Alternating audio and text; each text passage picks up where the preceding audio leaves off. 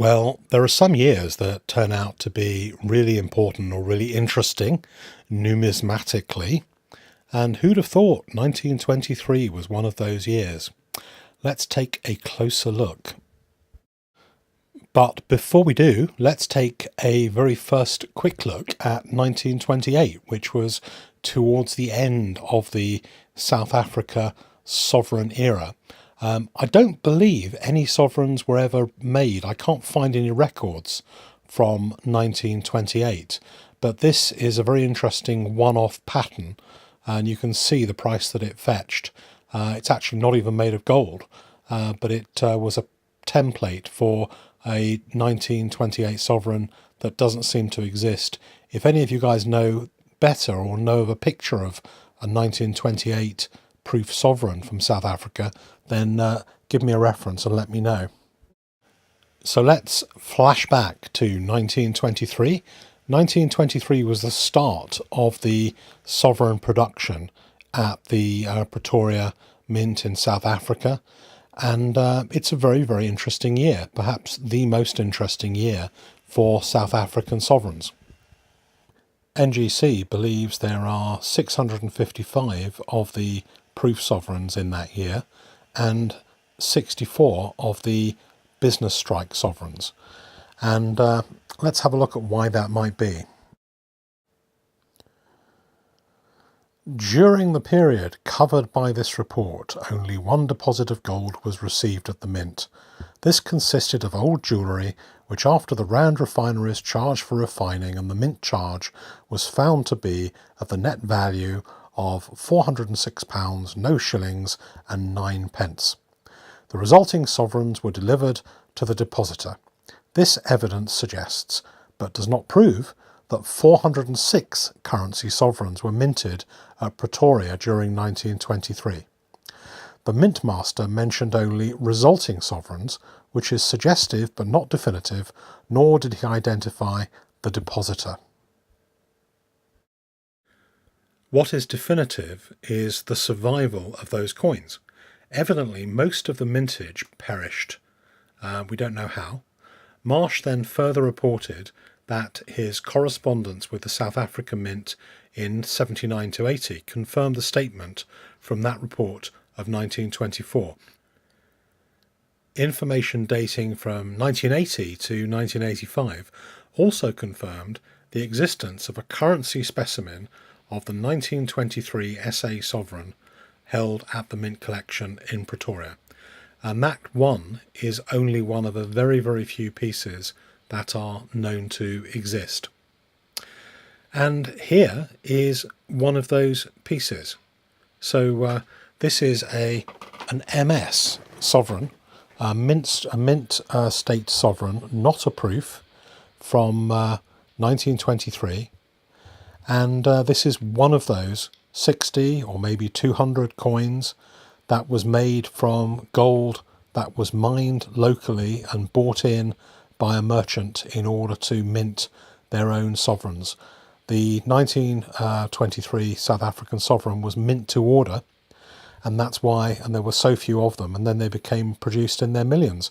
So I think by 1928 there were, 15 or 18 million sovereigns produced. So it's a pretty historical kind of thing. Obviously the one that I've got to show you in this video is not a business strike sovereign. That one would be way too expensive for my budget and most people's budgets. But instead, let's focus on the 655 coins that were available. And they were produced in very, very limited quantities, and they were part of this beautiful proof set. There are 10 coins in the proof set. 655 of them were minted. The case is by Mappin and Webb, a very, very famous jeweller based in London, and also had an office, or does have an office, in Johannesburg.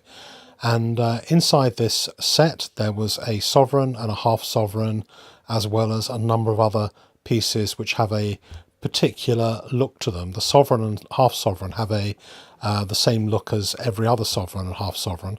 The rest of the set has got its own distinct look for South Africa.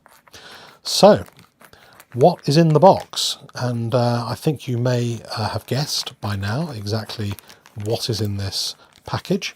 So to me, this is a very important unpackaging. And this is a partial set anyway. It's got the two, the sovereign and the half sovereign. And this set was graded by a South African coin dealer who is an expert numismatist in South Africa. He's produced the main website dealing with the history of medals and things in that part of the world.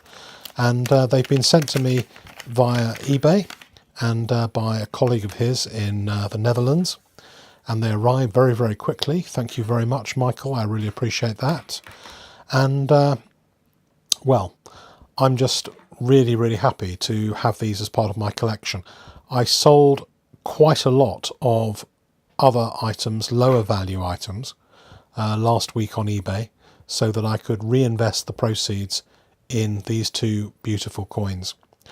And as you probably know from some of my other videos, this is one of the strategies that I'm following at the moment, and trying to have slightly fewer, slightly better quality coins.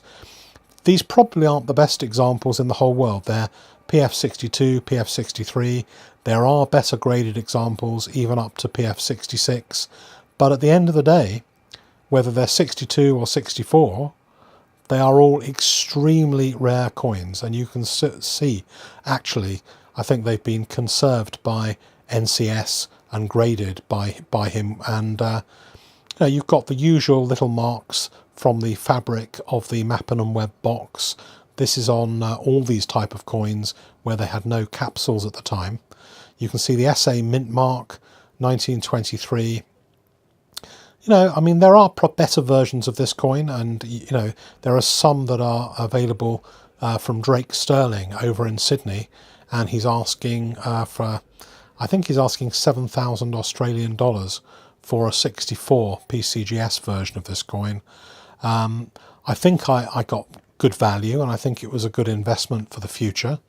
The half sovereign, I don't know why there didn't seem to be as much interest as the sovereign in the listing, but the half sovereign actually is equally beautiful and equally rare, in fact better quality by one grade than the sovereign.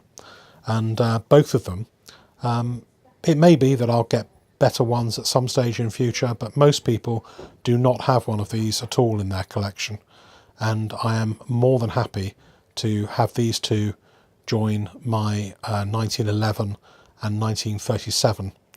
And you can start to see the focus of my collection taking shape. I believe that at this point a lot of the Queen Victoria proofs are already in the stratosphere in terms of pricing. And I've chosen these particular coins because they're the ones that are the next coins coming up in terms of potential interest numismatically and pricing. So by focusing on the kings, you can still pick up things which are, in inverted commas, relatively affordable. But things like the 1893, the 1887, all those lovely Victoria proofs are already just incredibly expensive to buy. And so, well, that's the rationale behind it. I don't know whether it'll work, but in the meantime, I'm absolutely delighted to have these as part of the collection. Thanks very much for watching, and please do let me know what you think of the proof sovereign strategy, and whether this is something that you might be interested in any way as well.